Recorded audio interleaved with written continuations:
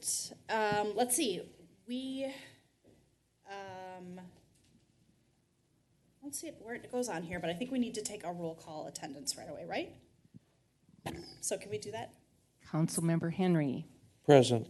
Councilmember Mock. Present. Councilmember Sayer. Present. Councilmember McKnight. Present. And Mayor Johnson. Present. All right. Just for those of you who are here, we have to do all of our votes by roll call because Councilmember McKnight is joining us from somewhere in Missouri. All right. Can I get a motion to approve the agenda? I'll make a motion to approve the agenda. Got a motion by Councilmember Mock Second. and a second by Councilmember Henry. Any further discussion? All right. Can we get a roll call vote, please? Councilmember Henry. Aye, Glenn Henry. Councilmember Mock. Aye, Christy Mock. Councilmember Sayer. Aye, Lori Sayer. Councilmember McKnight. Aye, Joy McKnight. Mayor Johnson. Aye, Courtney Johnson. All right. Community comment is up next. Community comment is an opportunity for residents and other stakeholders to share issues or concerns that are not listed on tonight's agenda with the city. Individuals must limit their comments to 3 minutes. Individuals should not expect the mayor or the city council to immediately respond to their comments. The city manager, if appropriate, will follow up directly with the presenter and or respond to their questions raised during the community comment at the next meeting. Charles, come on up. Yes, thank you. Mayor Johnson and council members. It's been a while since I addressed you. But I'd like to talk to you a little bit about... Charles, I'm going to interrupt you real quick. Once you get all situated, can you introduce yourself? Give us your name and address, I would do please. that. Charles Kelly, 1883 Christie Drive, Carver, Minnesota, 55315. Super, thank you. Question for you. You guys, I've got handouts for you so you can follow along. Does that make it easier? Mm-hmm. And forgive me, I had to staple the last page after I hit the staple. That's all right. We won't judge you on your stapling ability. I'll give you a copy of mine after we get in here, okay? So I'll try to keep this brief. A couple of questions that I have in regards to city ordinances is fire pits that are in our city. We've had some new people move into the neighborhood. They've been using fire pits. I spent a little bit of time talking to our chief about that out here prior to walking in here. We've got, I think it's a 25 foot from structures. The houses are built so close together. Questioning whether or not that should also be added to the street with the cars in the streets. So just look at that. I mean, I'm just asking, just considerations is all I'm saying. Trash containers. We got trash all over the place blowing around, trash containers blowing over. Concern, it makes the neighborhood look kept. I'd like to maybe have you guys consider taking, we've got animals going into things from coming up in the valley. It's causing a little bit more of a mess. So just causing, just maybe suggesting maybe the trash is stored in garages or within a fenced-in area so it's not out causing a mess in the neighborhood. Okay. Other concerns that I have is just to kind of address a few things from building ordinances based on some of the things that have been happening around my house. I've been making Nick aware of and been communicating with others. But the construction noise has just been atrocious. Things have been done deliberately starting early in the morning, like 6 o'clock in the morning, with backhoes working late after 10 o'clock at night almost, with things, forklifts. Air compressors have been put right on the property line deliberately. There's been nails thrown at my house because I've complained a few times. And the loud radios, you just don't get a break. So what I'm kind of suggesting is taking a look at the ordinance, considering maybe giving Sunday as being a piece for people that live as residents and where they're not building during that day, because there's just no time where you can even do anything in your family, just in the yard, just with all the noise. Just a consideration. And the other part of it is just keeping things clean. There's been stuff blowing all over the place. I've been constantly in a lot of the woods behind me, taking things out of the woods that have been blowing all over other properties and whatnot. And there's been things like spills of cement, a lot of mud. I know when other house builders have built in the area, and this is not just for this neighborhood, it's just for future where I'm going with this too. No neighbor should have to deal with this. And it's just been just not cleaning up after themselves, just leaving things the way they are. Other builders would clean up after themselves. I'll spin through this a little bit quicker. They've pulled in and out of driveways, including my driveway, which I've made Brent aware of. They've sunk down my driveway. They've rusted apart the sidewalk that goes in front of my house, right in my driveway. And they've come in and they've wrecked the gutter that drains the water, so everything will freeze there this winter. Just left it that way. No consideration for fixing it, I've asked. The other thing they've gone in, I would like to see City Hall consider putting something in if somebody's building a house next to existing structures, to work with the neighbor next door a little bit. There's no transparency. They came in and they pounded metal stakes and went right through my irrigation line on the property line. Didn't even know it was there. So for the silk fence, I understand, but it could have been, it could have been prevented, but it cost me about $1,000 for that because the builder won't pick it up. And then other things like spray painting, sanding, cutting masonry, it's gone on all hours of the day, and it ends up just getting off over everybody's homes and their decks and everything, and no trying to contain it at all. So it's just consider that. And then we've got neighbors, which I don't want to get in trouble. They're my new neighbors. I know in other cities that I've lived, there's like a time limit to be able to put some sort of ground covering over your like sod or whatever it is that they're going to put, just to retain stuff other than having weeds grow up and having all the seeds blow all over the neighborhood. So I'm just asking for just the current ordinances to just take a look at them when you guys get time. Nobody needs to report back to me. That's not what I'm looking for. I'm just concerned about new neighbors that are moving into our city to have to put up with like what I did. And I don't think it was right, the cost of it. So thank you for your time. Thank you, Charles. Appreciate you coming tonight. Can I ask a question to our building official? Sure. So the times, what do we have set for times for construction in the city? We start and days? So Monday through Friday. Monday through Friday, 7 a.m. to 8 p.m. Okay. Saturdays, Sundays, and all legal holidays, 8 a.m. to 7 p.m.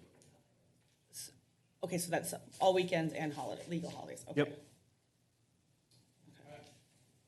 I would add, though, that I think, I'm going to pull this up quick. I think that our new developments, we've got a new development agreement form, and I'm just pulling up the language here quick. I want to make sure I'm consistent with, or that we answer that question correctly. Yeah, so I didn't hear if this is consistent with what the ordinance says, but our development agreements require that new construction only take place between 7 and 7 Monday through Friday and 8 through 5 on Saturday, and then no work on Sundays or holidays. I don't know if that's what Nick said, but if they're new developments and subject to our new development agreement, that's going to be the language that controls. So I think that is the one you're referring to more like established homeowners. Is that? This would be defined in our city ordinance. I think what Dave's referring to is new construction areas have a tighter regulation, from what it sounds like in our developers' agreements. Yeah, Dave, isn't that just referring to the public improvements that are being made? That's home construction as well? Construction, the improvements, and the dwellings. Yep. Okay, so I think that's something that would be a to-do, that we can make sure that we're consistent. Okay. And I think some of the rationale for that is when you have these new developments with dozens of homes, there might be 12 homes being built at the same time, and so that can be a lot more disruptive than maybe work on one house or an addition or remodel or something. So, but we can decide if that needs to be reconciled in the code. Yeah. Okay. So, and we'll get you a response, Mr. Kelly. I know, but that's just kind of the way we like to do things. It's our policy. Past me, they're almost done now, but I'm more worried about But something else. I would just say, just for the record, because I think it's an important point to make, because we had this conversation, some of the conditions that you're noticing, at least some of them, do exist, but there's no way that for you to prove or for me to prove or really anybody to prove what caused the gutter to be the way that it is. It's hundreds of vehicles have passed through there, so to say or blame it on one contractor that's working next to your home, we just can't take that leap.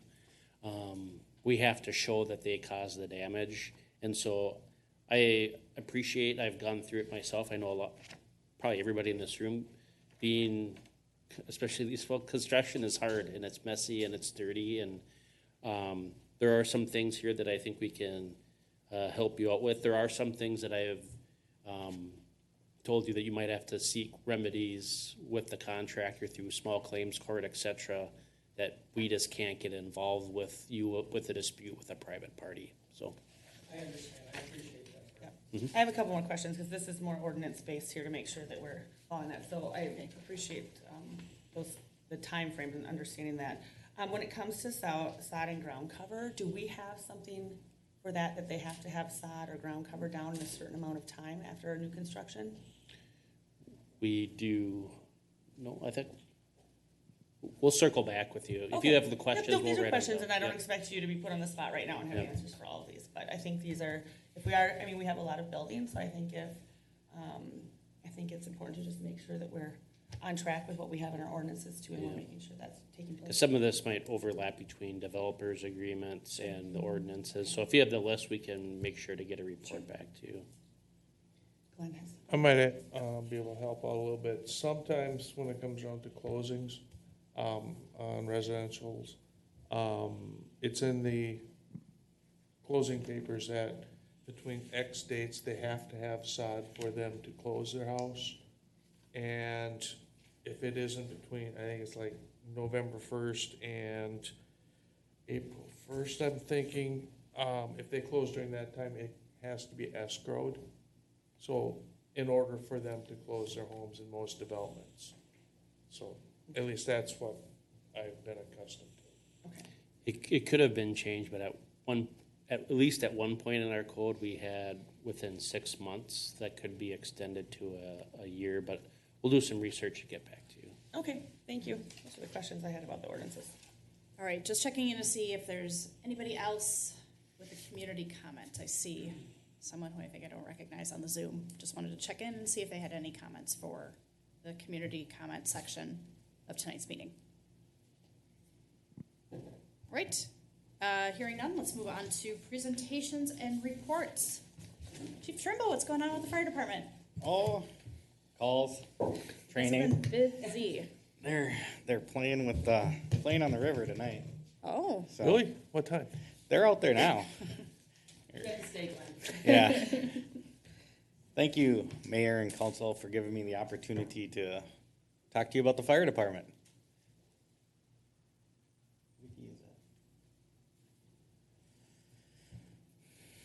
it's a transition period that's always awkward here. Yeah, so. yeah, right?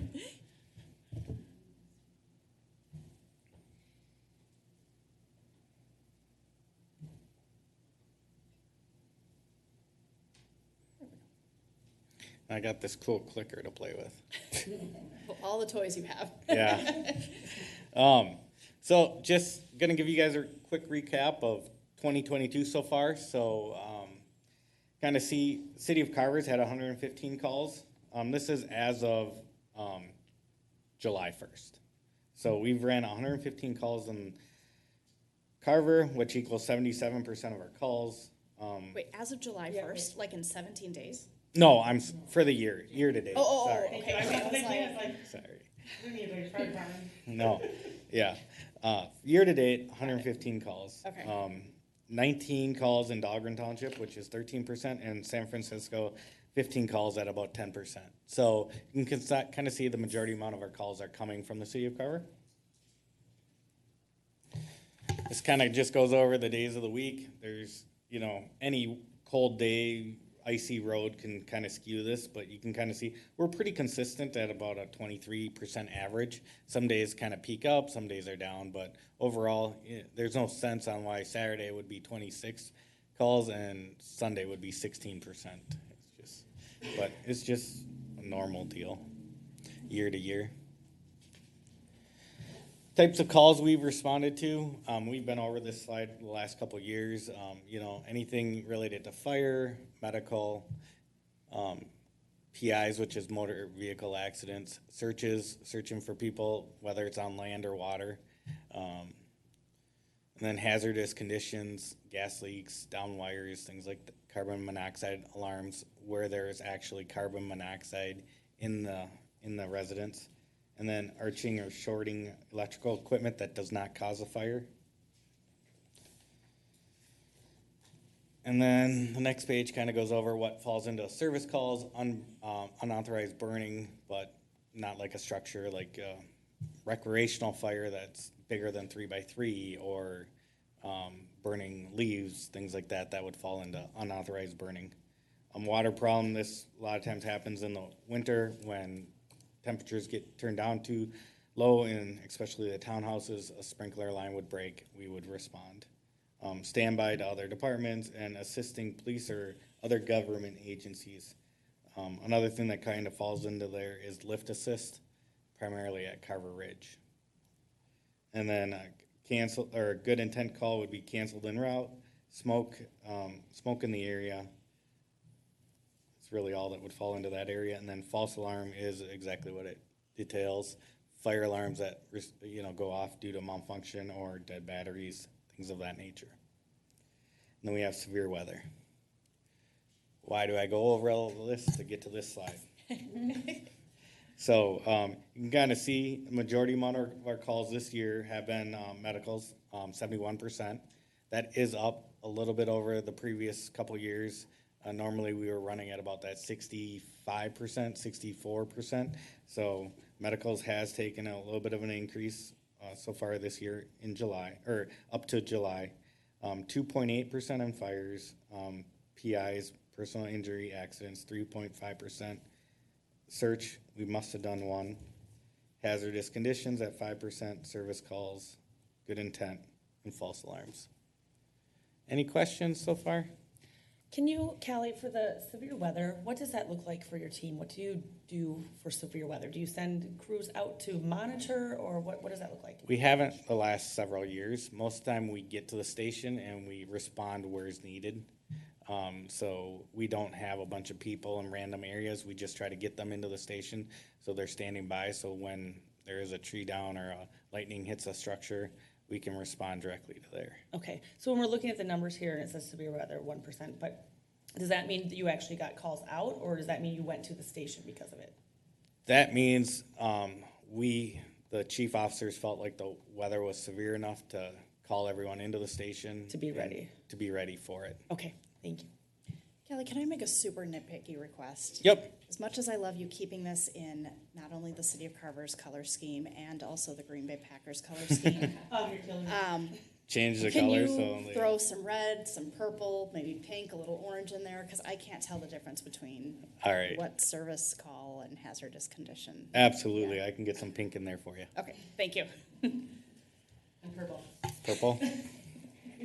I'll make sure everything's a different color. If you must. So, this is just where we are year to date. So you can kind of see 2021 up to July, year to date from up to July, 146 calls in 2021. In 2022, we're a tick above that at 149 calls. So, and if you can remember, I think last year's calls were up 70% over the previous year. So the tradition of increased call volume is definitely up. And then just an operational update, 2% calls are up 2%, current staff size of 31, and I would like to do a shout out to the Carver Alliance for generously donating $36,000 towards some battery powered extrication tools. So we got to see them again tonight. So, all right. Happy to answer any questions you might have. Questions? Joy's shaking her head. Lori,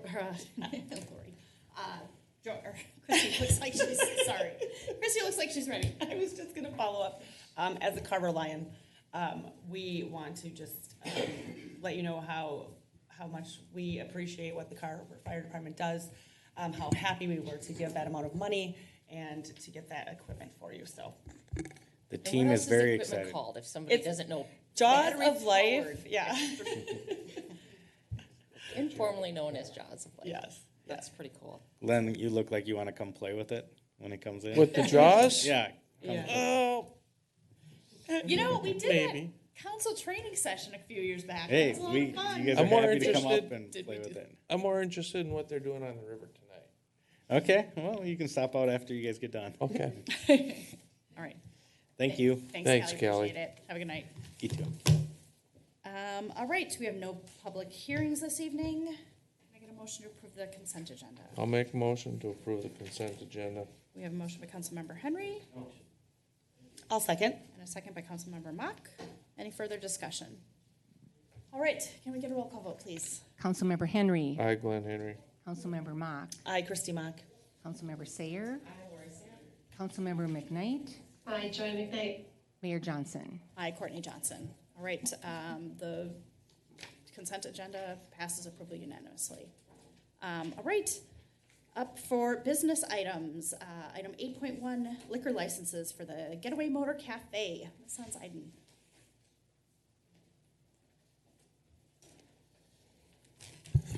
Thank you, Mayor and Council.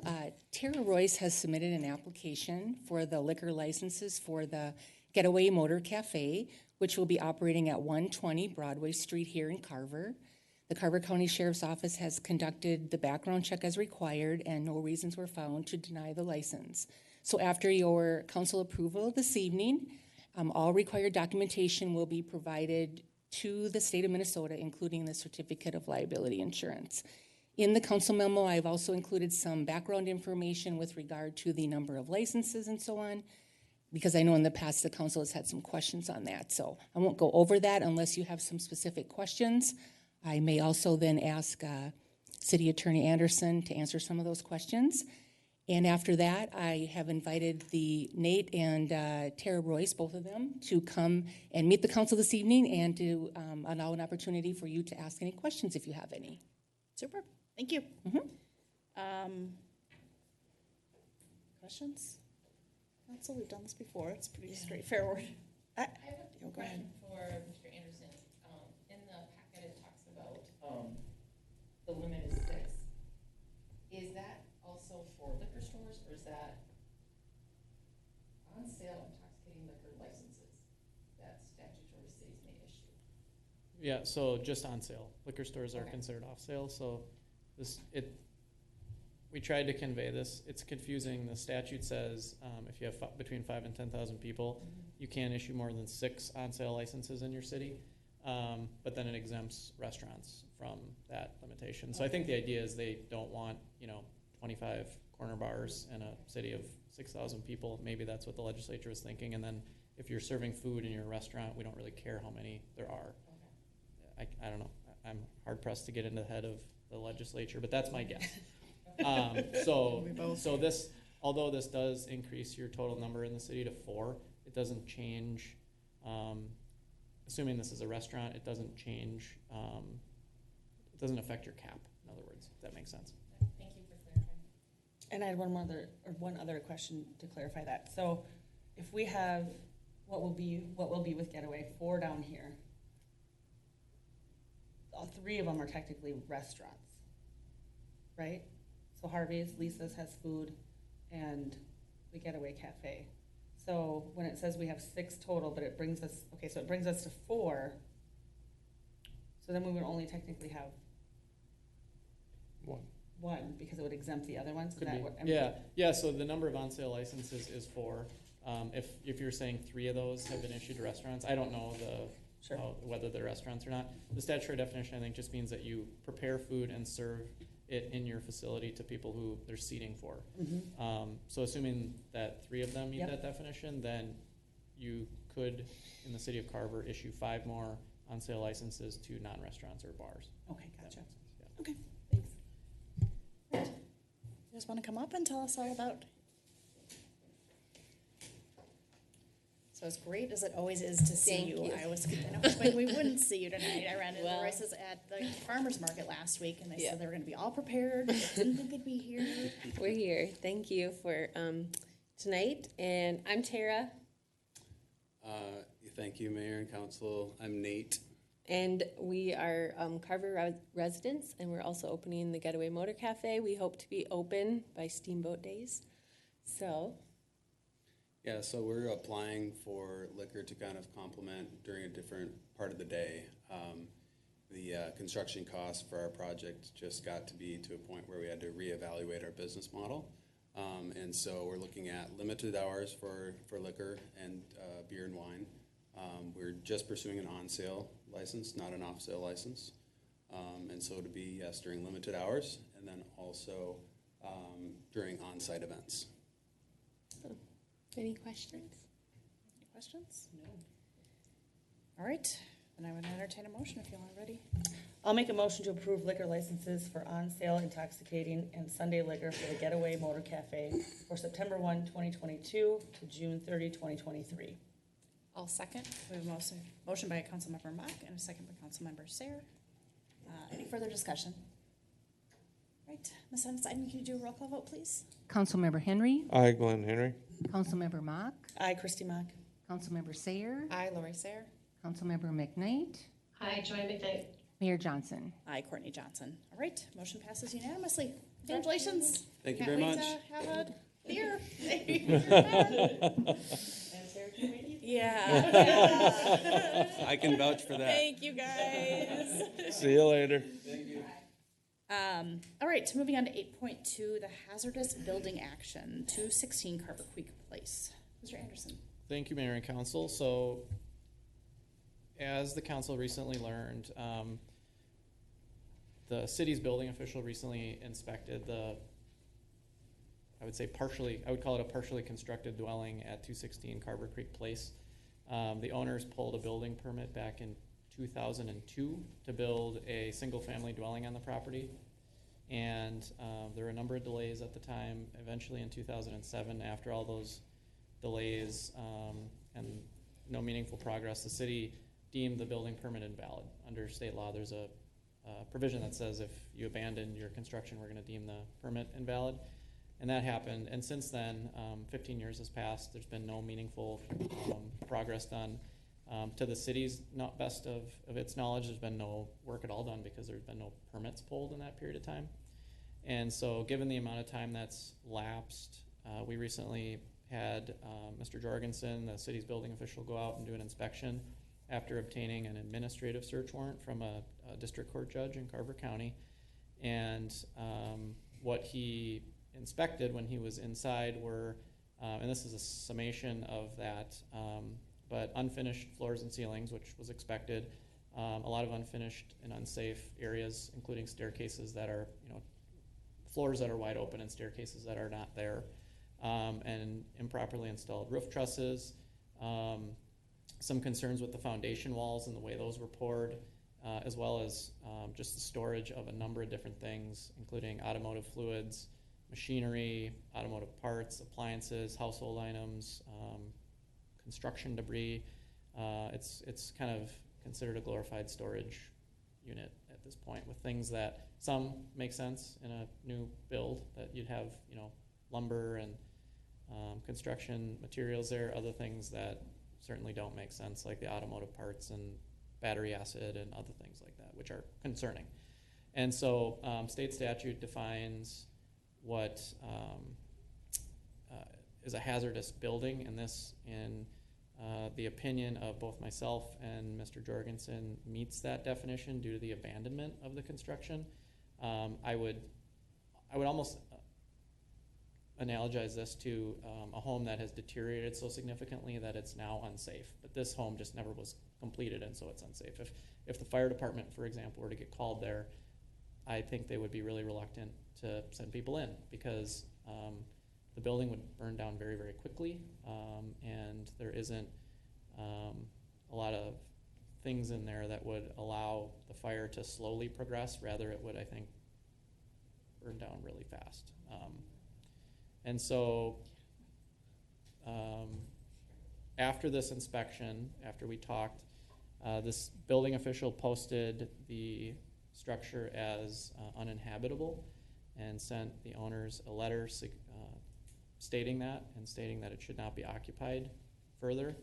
And then what I have also prepared is a resolution that I'm recommending the council adopt tonight, ordering the abatement of the hazardous conditions. And so if a building official deems a hazard or deems a building unsafe, state law actually requires that the city abate the unsafe conditions under the hazardous building statute. And so that's the part of the process that we're at now. The council would, if you choose to do so, approve this resolution. We would then serve the owner and any lien holder of record, if we find any, with the pleadings, and tell them that within a period of, I think we did 45 days. I'm just pulling it back up here. Or maybe it was 60. 60 days, I'm sorry. I just was working on another one today as a different building, so I'm getting the two confused. But they either have to demolish the structure or come in and request a building permit and then make reasonable progress toward bringing this building into compliance with the building code and the city's code, because this is currently an unsafe structure that, if something happens, it would be a problem. If kids broke into it, it would be a problem. If the fire department had to go in there, it would be a significant problem. And so, in my opinion, this is an abandoned structure that needs to be addressed. It's been a long time, and that's what we're asking the council to do at this point. If, there's a number of different roads or paths this can go down. And so I guess I don't really want to get into trying to predict what that might look like. But after the owner is served with this, they'll have the opportunity to serve the city with an answer and either contest it. And if they don't do that, we would seek some quicker relief from a district court saying that the city may potentially have the right to go do the work and then assess all of its costs in doing that work back to the property. So I'm happy to answer any questions, but that's the summary of where we're at with this one. And I know that Nick Jorgensen, the building official, is also here tonight to answer questions. He was in the building, and he also included a few photographs in the packet for the council in case there are questions for him. So I don't know if you want to go through your photos. Yeah. Joy, I see. I think Joy has a question. Why don't you go ahead real quick? Yeah, so just a quick question for Dave. Do we know if there's a lien holder on this property? That should be public information, correct? Yes, so I requested an O&E, that's an ownership and encumbrance report from a title company about a week ago and haven't seen it back as of today. And the only reason I requested that is because when it comes time to serve, we'll have to do that. In my experience, even when there are lien holders, they're mortgagees that have very little care in getting involved in this. They don't hire an attorney and get involved. The statute requires that we notify them and bring them into the mix because if we're talking about demolishing a structure and they have any kind of lien or security interest in that structure, they need to know about that. So to answer your question, I don't know as of today, but I expect to know in the next couple of days. But that's really just a formality. Okay, and then another procedural question. I know you don't want to speculate what happens if the homeowner doesn't respond within the 60 days. There's a lot of paths it could take, but if the owner doesn't, or lien holder doesn't respond within 60 days, will there be a decision point with the council on the next action that the city takes? No, so tonight's decision would authorize us to commence these proceedings. If they don't do what they're supposed to do in 60 days and they don't serve an answer, the next step that I would take without coming back to the council is seeking what's called a default judgment. We'd go back to district court and say they haven't done what they were supposed to do and they also haven't contested this formally, which they're required to do if they want to contest it. And so we're asking the judge to give the city the authority to go demolish the structure and charge all those costs back to the property. And they would be assessed. And the statute in this case does provide the city with the legal authority not only to get all of its attorney's fees reimbursed from the property owners and through assessing the property, but also all the costs in abating the hazardous conditions, because it's important from a public policy standpoint that those conditions are remediated. And I think the decision or the intent there is that the rest of the public shouldn't bear that cost, or the city shouldn't bear that cost. It should be the owner that is responsible for the conditions. I guess my only concern is the likelihood of recouping those costs if we have an owner that is unresponsive. That's a good point. What happens is we specially assess the property, so it goes on their property taxes, and then if it goes tax forfeit, it is difficult to collect.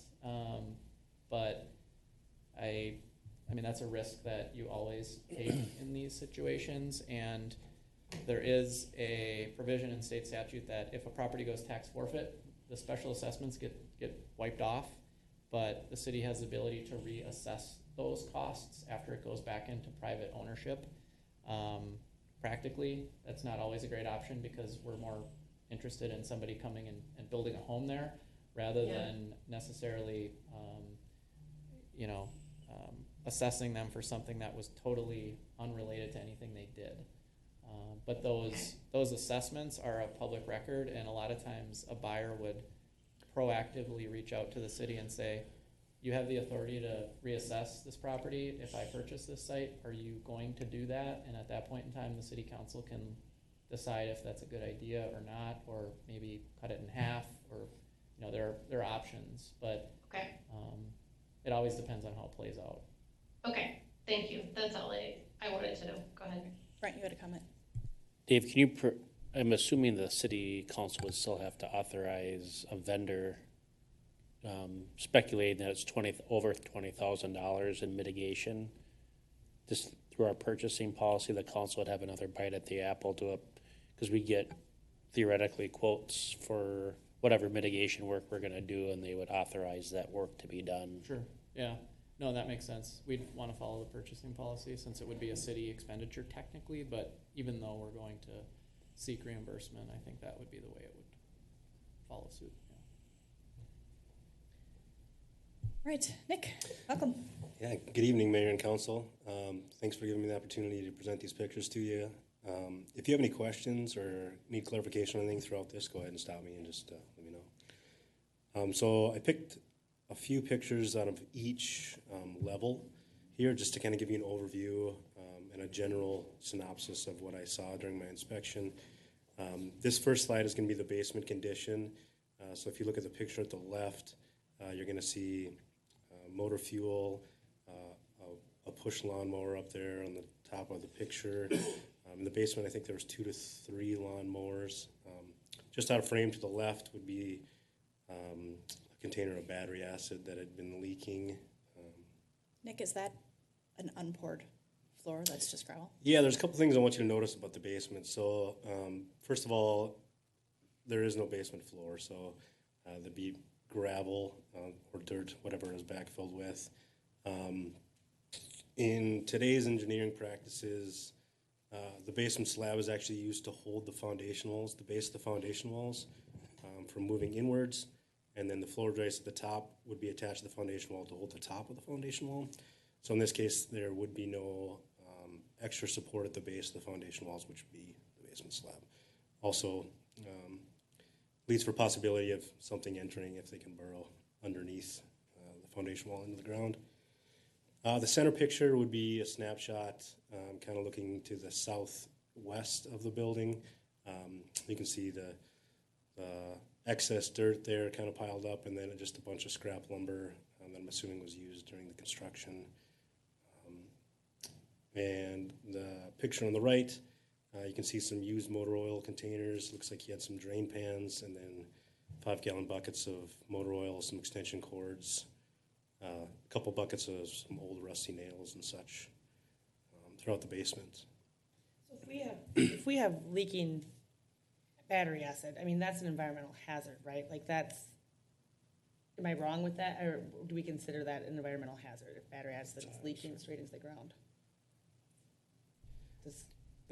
I assume that's like considered a a PCA hazardous something? material, and yeah, I mean, that's an issue, that's part of that's part of this, absolutely, is Yeah. the fact that there are these fluids, including the motor oil, battery acid, gasoline, Right. and there's no poured floor, so there's, I mean, it's just gravel, and that Okay. could seep through into the. Okay. When I said CPA, I meant EPA. But anyways, this is purely out of curiosity because Sure. this is quite the curiosity here. How did they get lawnmowers into the basement? Is this a walkout? Yep, so it's a walkout condition. There's a sliding glass door just around the corner. Okay. Thank you. Another thing I want you guys to keep in mind, if you would, is there's no fire protection currently throughout Bearwood, or to the Bearwood of the structure. To Dave's point about the fire department, I don't think it would be safe for them to enter because there's no fire protection in place. Typically, with today's building codes and construction, there'd be sheetrock placed in most instances on the bottom of the floor joist to provide a 20-minute fire rating, which basically means the floor joist would be safe for 20 minutes before they would fail.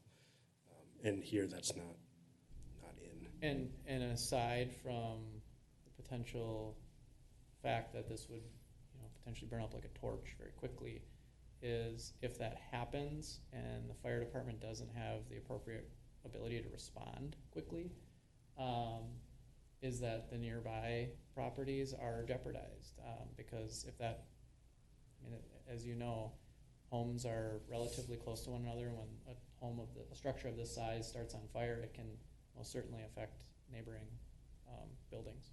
We learned that a couple years ago. Any questions before we move off the basement? I'll just wrap up. I'll have questions. Okay.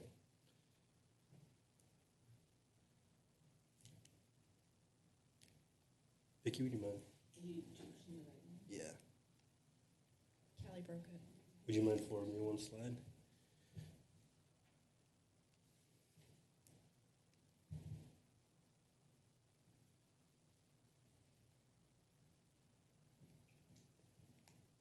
Is this a two-story walkout? Yes.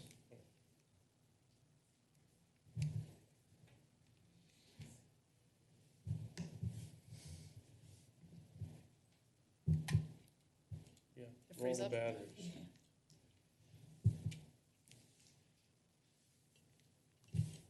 Her computer might have frozen. Yeah. Yeah, absolutely. Glenn, do you want to ask your questions while we're waiting? What's in the garbage bags? Yeah, so what I just, you'll see on the third slide, it appeared to be used, oh, there we go. You can stay here and we can backtrack. Okay, here's the first floor. To get back to your question about the garbage bags, it was used insulation is what it appeared to be. So I don't know if it came from another place, but it wasn't new or in new packaging. So here would be the first floor. The picture on the far right there is looking down into the basement. So that would be the open stairwell to the basement with access with an extension ladder. Is that your ladder or was that? That was there with a 200-pound weight limit, so I don't know if that's the safest to be climbing up and down, especially for me. Anyway, that center picture is again a shot of the southwest, kind of the whole main floor.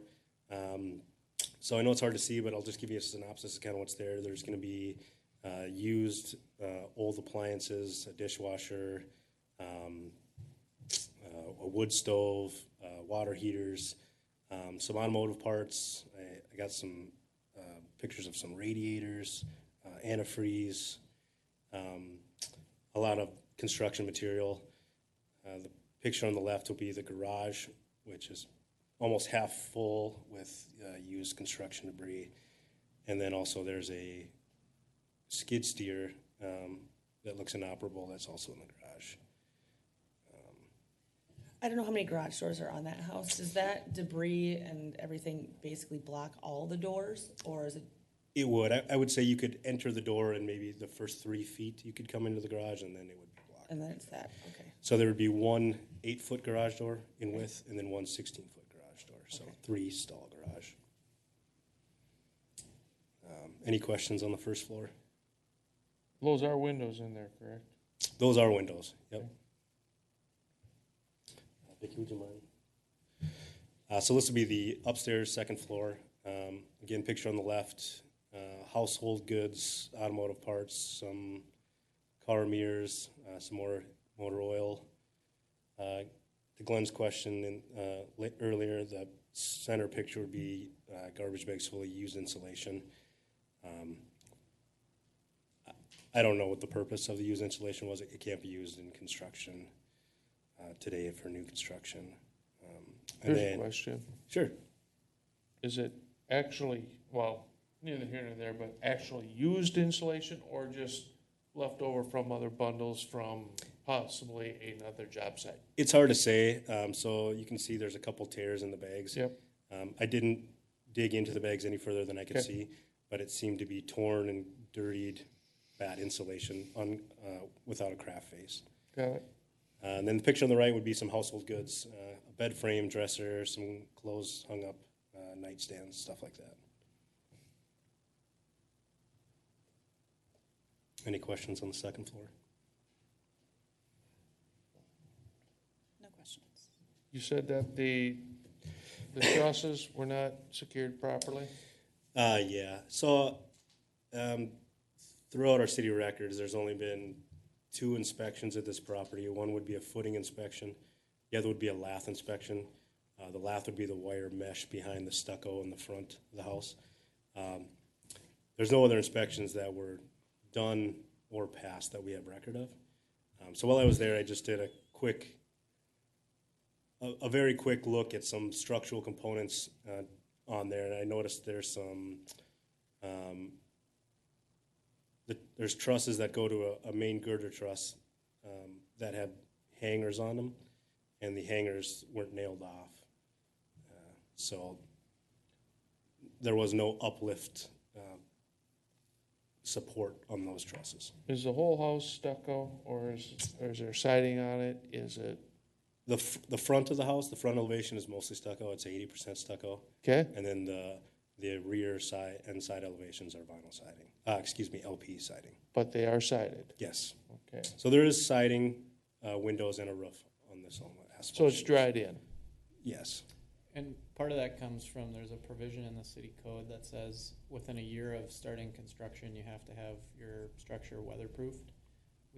I assume that they did that back in 2002 to meet that requirement when they were undergoing the early stages of construction. But Do you mind if I speak on what I saw in the file? Yeah. So from what I could read through the city file, I don't think the structure was dried in until 2005.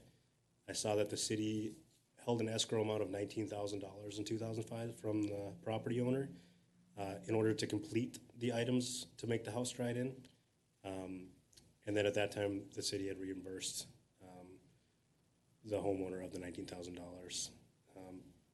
But I don't see that any inspection had been performed. Well, there's no HVAC in there, there's no electrical, there's no insulation. Correct. Not too much to inspect. Correct. So is there no sewer and water hookup? No, there's no utilities to the structure at all at this point. Well, that eliminates my question of if they're paying their water bill. It does look like they have, it's public record if you pay your taxes or not. It looks like they are late for their first half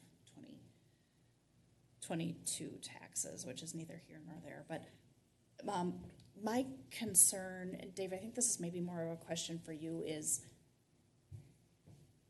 how much research are we doing into this couple's background? Are they still alive? I'm very, very concerned about wanting to make sure that they're a part of this process, that they're made aware of this process, because we're getting into some really serious territory. Mm-hmm.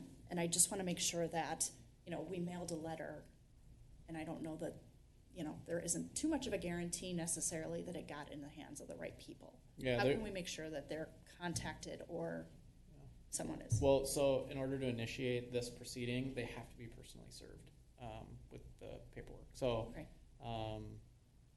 if this gets approved, the next step would be for us to hire our process servers to go out there and actually give them the documents. Okay. There is a statute. The statute does allow an adult of reasonable age and discretion to do this. Now, I don't know if we have not talked to them. They have been ignoring city letters. They have an address that's relatively local, so we've been mailing things to them, and they have not been participating in any way, shape, or form. So I understand your concern, and that's a concern that hopefully would be addressed through the personnel service requirement. Okay. And Not to be morbid, but do we know that they're alive? Do we figure that out as part of the process? So that's part of what the personal service will delve into. I mean, if they can't find them, in other words, they will do what's called a skip trace to see if they can find them, not at the location we think they're at, but somewhere else. And that would include, obituaries and public data that might be available. So, but I have no indication that that's the case because this has not gone tax forfeit yet. And they have like I said, a local address, and but that is a valid point because there has not been any actual contact made with them despite our efforts to date. Okay. We've also attempted 2 phone calls, the last known number. Okay. Didn't get any response. Is this common? You said you were working on another one that's something similar. Is it common that you don't hear from the property owner? It always depends. It typically, this is a little uncommon in that I would have expected some contact to be made. But if they've totally written this property off, which 15 years of abandoned construction leads me to wonder about that. Right. Maybe they are ignoring the city because they don't care anymore. It's really hard to speculate, but it's a little uncommon to answer your question. Okay, Yeah. thank you. Council, what other questions do you have? Joy, maybe I'll let you go first. I don't have any questions other than sort of the procedural ones that I asked Mr. Anderson up front. All right, Glenn? Just an observation. Looks to me like it's just a glorified storage unit that they've actually just said whatever's there is there, we don't care. Personally, if somebody gets into that house, there's liability issues, and who are they liable to? The homeowners? If we can't get a hold of them, somebody falls down that stairwell, there's liability issues there too. So I think that this needs to proceed. Christy? Can you talk a little bit about with them pulling the building permit for construction so long ago, and then what we have written in our policy procedures ordinance code for how often you have to show work is being done in order to renew your building permit before it becomes invalid? Sure. So after 180 days of no work performed, a building permit becomes invalid. It can be extended at the discretion of the building official if writings received from the permit applicant on why it needs to be extended. And then after that, the permit would be invalid and they would have to apply for a new permit. So 180 days from the last inspection. Okay, and our last inspection there was 15 years ago? At least 2005. We're looking at 180 days? Yeah. Yeah. This is an eyesore. This is a hazard. It is an environmental hazard. It is a physical hazard. I am so happy to see something finally taking place for this. So I am all for proceeding along the path that you have discussed. So thank you, everyone, for your hard work on getting this taken care of. Lori? I don't have any questions. I appreciate that we've been hearing about this, and information's been brought to us. This isn't the first time, so it's kind of helped process it. I don't like this process. I just would really encourage the homeowners to just respond. Really like to kind of get this resolved. So, but thank you for bringing all the information, and I do support moving forward with this. I support this as well. I first stumbled upon this house when I was out door knocking in 2016, and the neighbors, I think I made a comment like, nope, I'm just going around, I'm going to go to your neighbors next, and they're like, oh, we don't have neighbors. And I couldn't believe that something like this exists in Carver. So I appreciate the work that you're doing to try to remedy this, and I appreciate you going going against your fear of snakes and going in there. But this is kind of worse than I thought. From taking the picture, looking at the pictures from the inside, I just thought it was a little bit more like a construction site, and this is definitely worse than I thought. And I, thank you for explaining and kind of visualizing us through there. There's no picture of the skid steer in here, but that's equally appalling. I would imagine that you probably have another 9 pictures that you could share with us, if not 3 times that amount. So thank you for doing this. With that, unless we have any more discussion, I would entertain the motion. I'll make a motion to approve resolution 135-22, resolution ordering abatement of hazardous building located at 216 Carver Creek Place. I'll second. We have a motion by Councilmember Henry and a second by Councilmember McKnight. Any further discussion? All right, Ms. Hines, can you do a roll call vote, please? Councilmember Henry. Aye, Glenn Henry. Councilmember Mock. Aye, Christie Mock. Councilmember Sayer. Aye, Lori Sarah. Councilmember McKnight. Aye, Joy McKnight. Mayor Johnson. Aye, Courtney Johnson. All right, motion passes unanimously. Thank you. Thank you. 8.3, the accounting software upgrade. Ms. Schutte.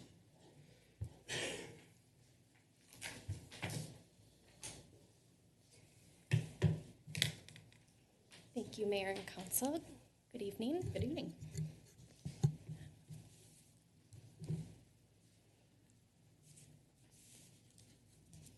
All right, we've had an introduction of the finance software upgrade at the work session a couple weeks ago, but I just want to go over it again, make sure that nobody has any questions, and then just dive a little bit deeper into it tonight. So the agenda, we're just going to talk about the current system that we have, go over the recommended vendor that I have, talk about some new processes that we'll have if we do implement it, and then the financing plan and budget impact for 23 and beyond, and then some additional information and questions.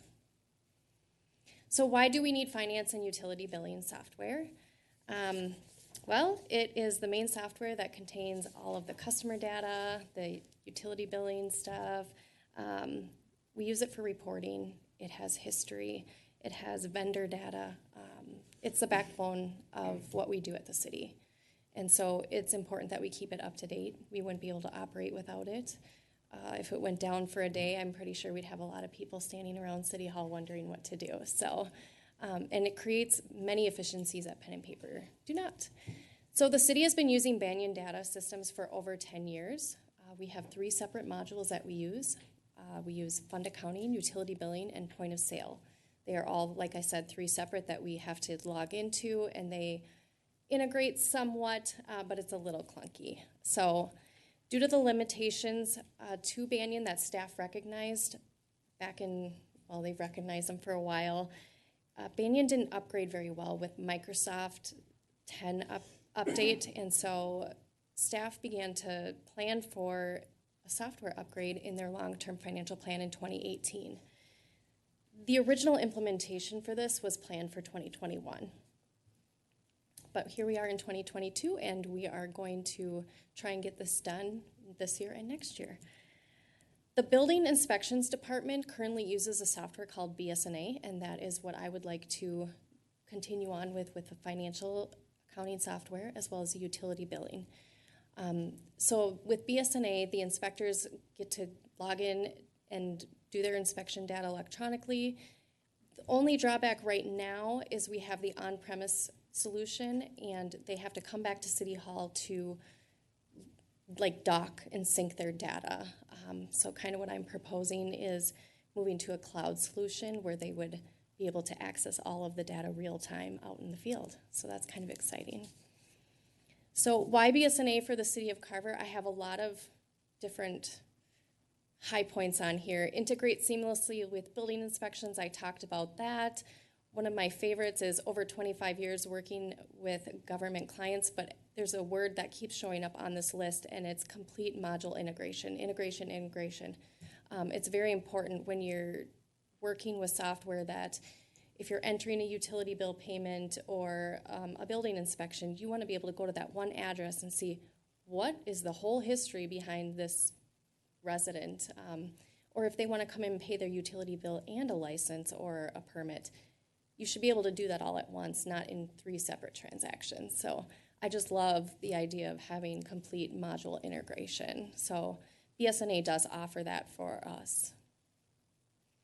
So I did throw together some pros and cons of Banyan Data Systems and BSNA. So for Banyan, I asked the staff, what do you like about it? Obviously, it's affordable. It's very affordable. It's under $3,000 a year. How can that not be a pro?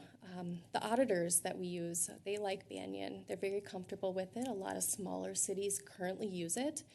And like I said, staff comfort level. We have gotten to know the shortcuts and how to get around it. So cons, once again, the modules aren't integrated. We're doing a lot of journal entries. We're doing a lot of batch, special batch things to get payroll in, to get utility billing over to the fund accounting. It's Access-based, Microsoft Access. I'm not sure who does anything in Access anymore, so it's a little outdated. We can only have one user at a time in utility billing, and that's not efficient for us.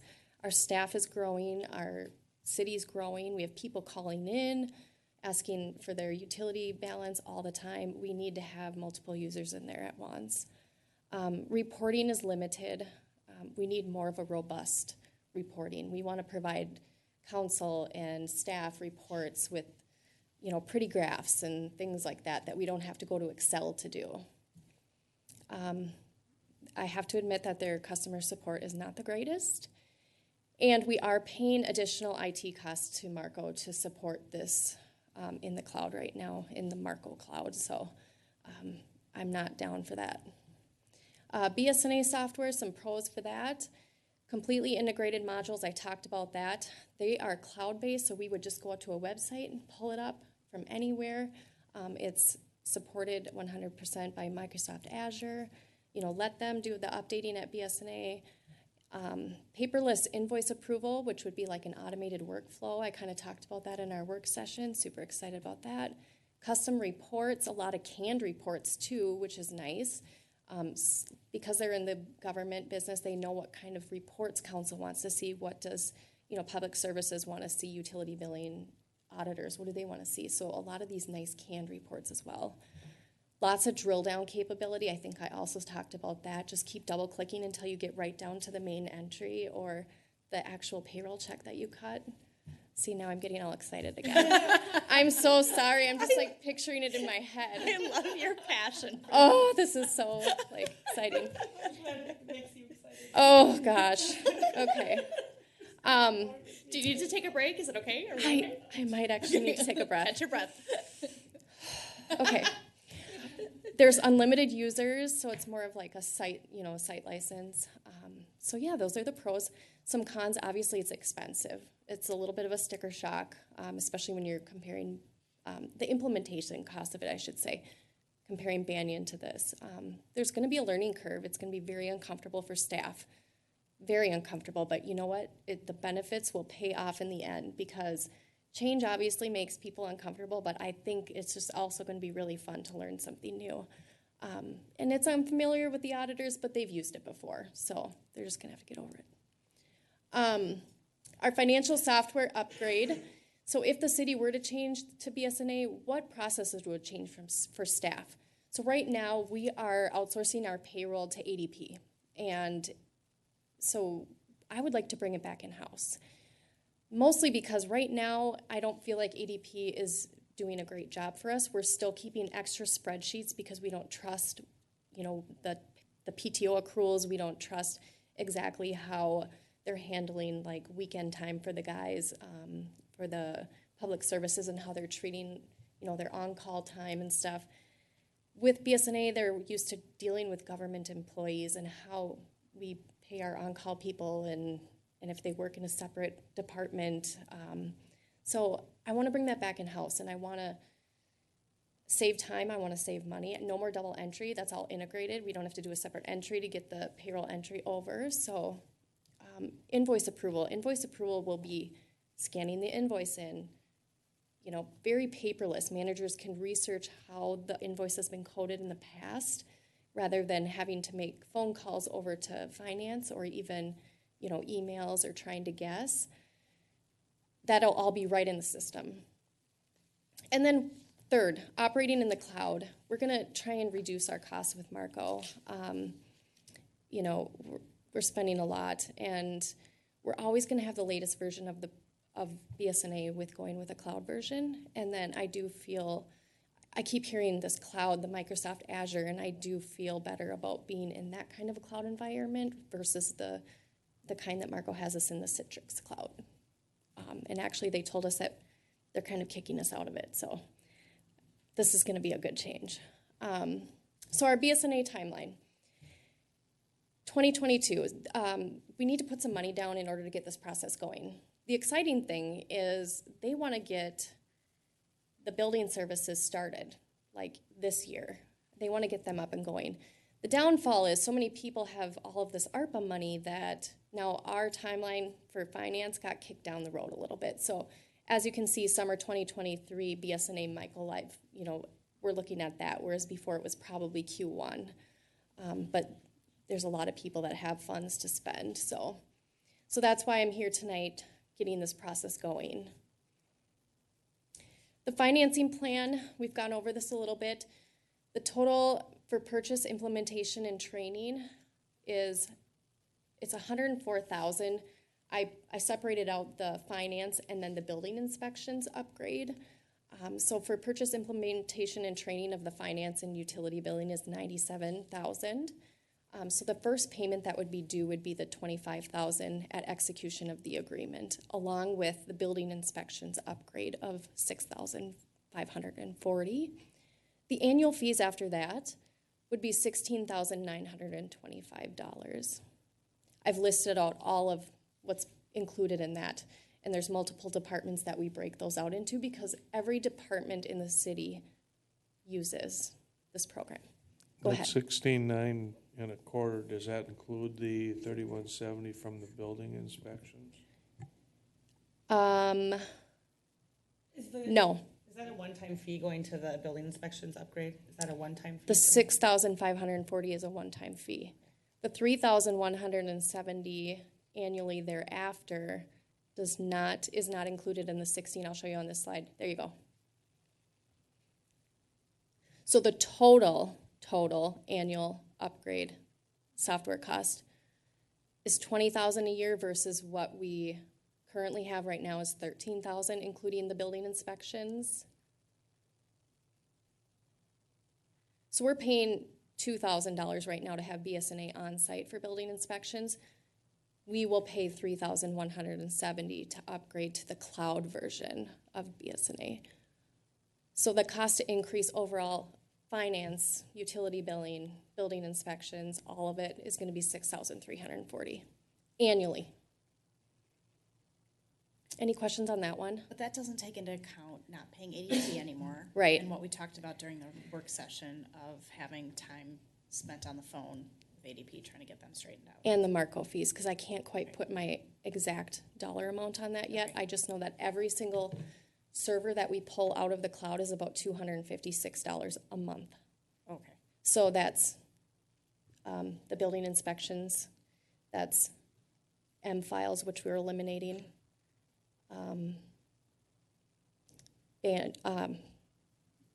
Banyan, so that's 3 of them right there. So, yeah, and it could go down from there too. So here's the source of fund breakout, and for our capital improvement plan for the $104,000, we split it up between general fund, water fund, and sewer fund, and this has been planned out. So I'm sorry, we have a line item in the 2022 budget for that? Yes. Okay. Yeah. On the long-term plan, CIP. Yeah. Do you want me to go back? The building inspection, yeah, thank you for doing that. I don't see anything from building inspections and having that. Is there a line item in their budget for this? For building inspections? Or is this just going to be paid for through sewer, water, and administration? So it'll be paid through general fund, water, and sewer. Right. And building inspections is all under, Administration? yes, Oh, yep. Thank you. Glenn, I want to ask a question on top of that. So, because we are using it for building inspections, which has a fee that gets turned out to the user or to the person who pulls those, is there a way to bill that from building inspections, from those permit fees and construction fees that we collect to supplement that pie, that pie shaped? I'm not sure I'm understanding. Okay, sorry. so we understand here that, so we've got, water's paying for part of it, sewer's paying for part of this, we've got administration, but does that, and so that's encompassing all of our city staff into that. But should there be a pie slice that's coming out of building inspections, because building inspection is using this, and that is I don't want to say we generate revenue, but it's obviously has its purpose for it. But do we then add that cost in because we are using this function for building inspections? Yeah, I mean, it's a general fund function, which is administration, building inspections, and whether it's software or uniforms or gas, all those are calculated to determine what the permit fee should be. So it would be irregular to like pull out one expense that the department has and add it as a surcharge to inspections. Is that what you're asking? Right. I am asking that because, Yep. well, then tell me how the water and sewer fund are functioning in this one. It'd be the same way. So if, on water, we have all our long-term plans. So whether it's work on the water tower or uniforms or some other debt or this software, it's calculated, and then within the confines of the long-term plan, a rate is created to say, okay, you need to charge this monthly rate and this water access charge rate to cover your costs. Would that not be the same as building inspections then, to come back and cover the cost of the building inspections department fee that is part of this? Yeah, but it's already the permit fee is already embedded into that, so our existing software is included in that. It is, okay. Yeah, so it's so I think it was like 2 or 3 years ago, we did a study, kind of a business study to prove out that our building inspection fees were consistent with our expenditures, because you can't profit from that. And so this is part of that. When we get to a point where we feel like we need to update that study, if we feel like we're losing money, based on software, based on other resources that we're adding, we can certainly do that. But we don't feel like we're close to that at this point. Okay. So just a little bit of additional information. As I said, building inspection is going to upgrade to the cloud version. So they'll have real-time access in the field, reduction in Marco IT hosting fees, as I mentioned. One thing I haven't talked about tonight is the Laserfiche document management will also integrate with BSNA. We've already implemented the Laserfiche document management, where we're going to start trying to go more paperless with a lot of our document storage. And again, we're eliminating M-Files, which is a document management service that's Marco's document management. And so we'll be eliminating another support fees and server from Marco. And this Laserfiche is also a cloud-based, and so they are managing that, and that has unlimited users as well. So that all integrates with BSNA as well. So that is my second presentation. As you can see, I'm super excited for this, but I would answer any additional questions that you have. All right. Let's see, I think we lost Joy. Glenn, do you have any questions?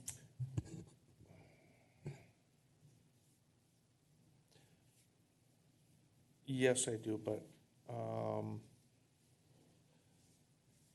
question is, how are the auditors gonna react to this new system? They're used to Banyan, they like Banyan, and you said that they're aware of this and they use it. Is that because we're basically saying, this is our program now, here you go? Yeah, so a lot of the reports that we provide the auditors, they have Banyan on their system, and so a lot of times we'll just give them a download of Banyan. They're just going to have to get Excel or CSV files now of our general ledger and upload that into their auditing software. So they're used to actually having a copy of Banyan on their computer and being able to just pretend like they're us and go through our data and find what they need. You know, they need to adapt to technology the same way that we are adapting to technology. So I'm sure that we're not the only one who's changing. I do know that a peer city that I network with is also changing to BSNA the cloud actually this week, and they have Abdo as their auditors as well. So I know people are doing it, so I'm not worried. Okay. What is the cost for ADP? We are paying about $8,500 a year. It depends on how many transactions we have each month. You know, because sometimes we pay fire department, sometimes, you know, we only issue fire department checks once a month. So we have a monthly fee, and then we have transaction fees based on how many checks are processed. But and then they, of course, are raising their fees next year. So it's about $8,500 a year. Okay. And the learning curve for the staff, how many staff will have to be taking courses going through all the training so that they're up to speed and running on the new system? There'll be for sure 3 of us that will be very involved in the training and implementation of BSNA. You? Kathy, Brenda Efta. Okay. Brent, are you going to get updated? No? No learning curve for Brent? They don't want me involved with that. Some things are just best left that 33 and a third %. So. That was a big number, Brent. I couldn't take it. I'll teach them how to run reports or something. Yeah. Those are my questions that I have for now. All right, Christy. Can you back up to the slide that it talks about the training and the cost for training? Training.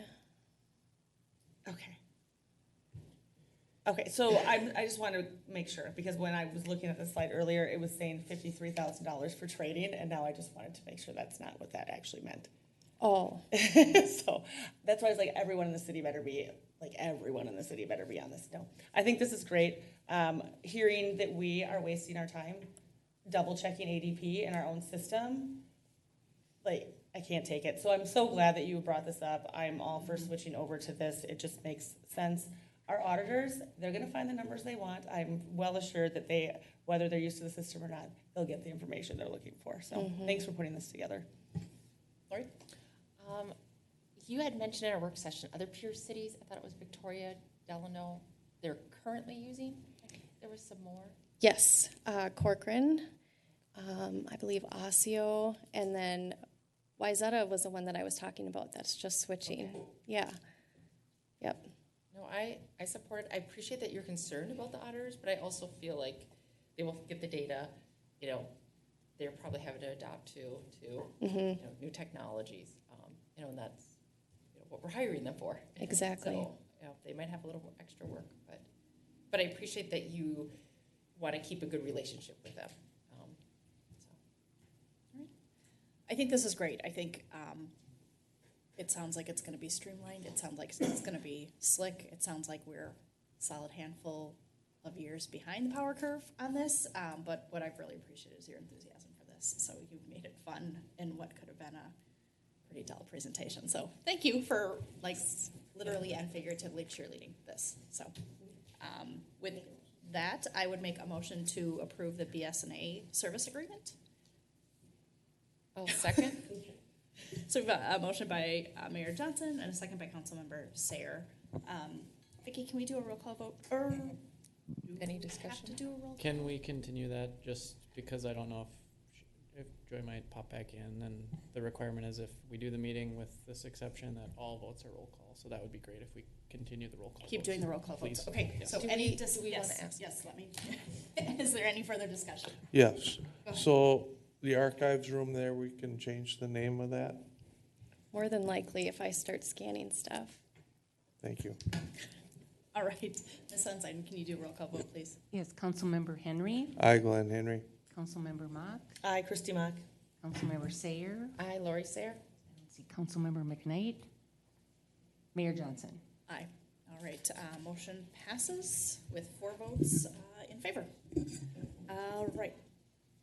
Let's see, moving on next to the strategic plan update. Mr. Merrick. Yeah, a couple highlights I'd like to share with the city council. So the new residence guide is actually included in your packet. There are plenty of helping hands on this, but Natalie Meyer kind of took the lead on that. And I think if you have a chance, we can send it out later, but the old document compared to what you see there, for as much as a document can be beautiful, it's a beautiful looking document. We're saying financial software is exciting. We can say the document is beautiful. This is a nice looking document. Right. So I think it speaks to how we're communicating and kind of the look and feel of Carver, and really excited about the work that Natalie did to put that together with everyone's support.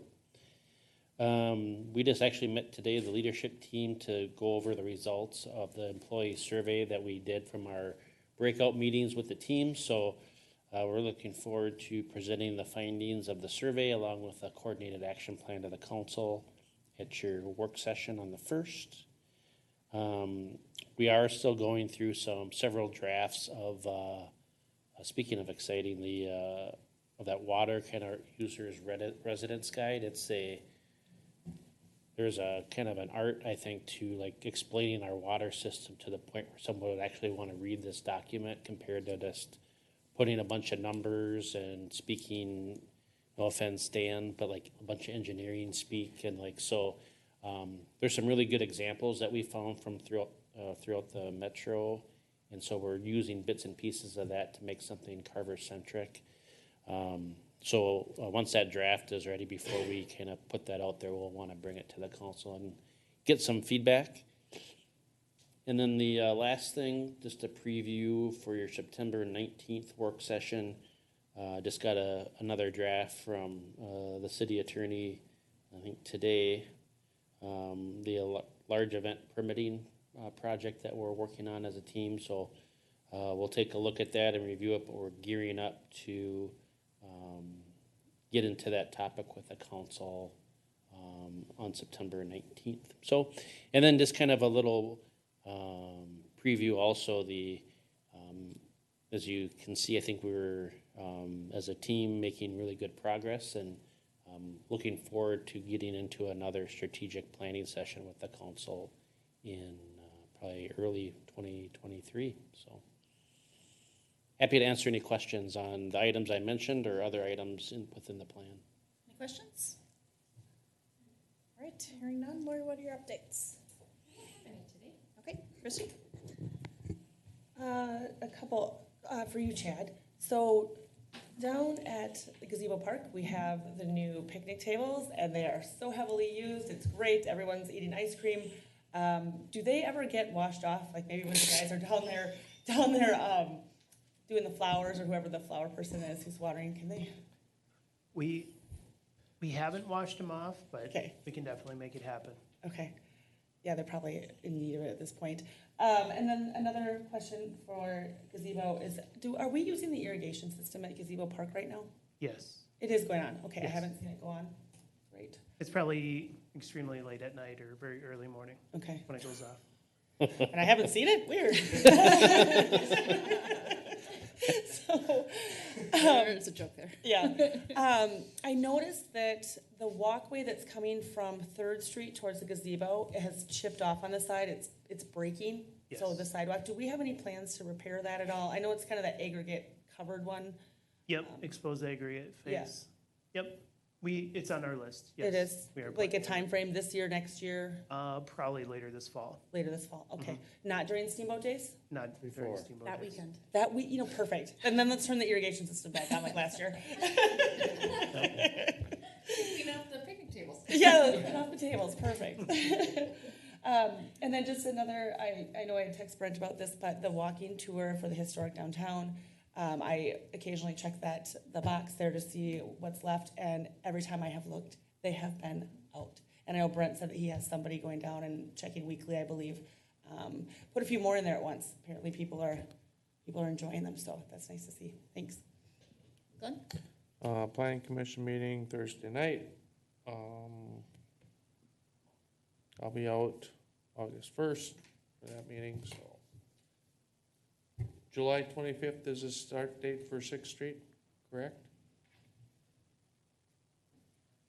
Yes, it was kind of dependent on when they were going to do the tree removals. So if they say we can maybe start a day or two earlier, it might be a day or two earlier, but we will have advance notice. So you're telling me if somebody had a chainsaw and there were a bunch of trees laying down on the road, it'd start earlier? Right. And it might be a couple of days earlier. They were still waiting on verification from the contractor. Got it. The actual start date. All right, thanks. That answers everything. All right, let's see. Referenced earlier that went to the farmer's market. I know that a lot of us did. My biggest takeaway from that was how cool it was to see. I got there kind of late. I got there probably a little after 5. It was super cool to see all of the individuals and families walking there, which I don't remember seeing as much last year. So that was really, really cool to see. We had a Carver Business Alliance meeting last Friday where we met the new, I can't remember his title, director of the CDA? Development Director of the CDA, who is the new Elise Durbin. So that was good. And then the last update is for Brent and Chad. I have been very critical about the landscaping around the roundabout and its need for weeding occasionally. I want to let you guys know that my mother-in-law and I were out for a walk last night and it passed my mother-in-law test. So well done. Thank you for, that's like huge. You might not be able to wear it, but that's a pretty big deal. So she thought it looked very nice. So that is all I have. With that, I would entertain a motion to adjourn. I'll make a motion to adjourn. We have a motion by Councilmember Mock. Second. And a second by Councilmember Henry. Can we do a roll call vote, please? Councilmember Henry. Aye, Glenn Henry. Councilmember Mock. Aye, Christy Mock. Councilmember Sayer. Aye, Lori Sayer. Mayor Johnson. Aye, Courtney Johnson. All right, motion passes. Good evening, everyone.